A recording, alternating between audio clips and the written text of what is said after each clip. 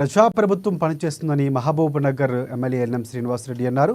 National students union of India ఆధ్వర్యంలో మహబూబ్ నగర్ జిల్లా కేంద్రంలోని ఎన్టీఆర్ డిగ్రీ కాలేజీ ప్రాంగణంలో నిర్వహించిన బతుకమ్మ సంబరాలకు ముఖ్య అతిథిగా పాల్గొన్నారు ఆయన.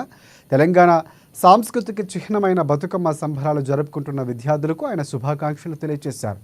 వచ్చే నెలలో ప్రారంభం కానున్న బతుకమ్మ సంబరాలు ఘనంగా అందరూ జరుపుకోవాలని సూచించారు ఎమ్మెల్యే.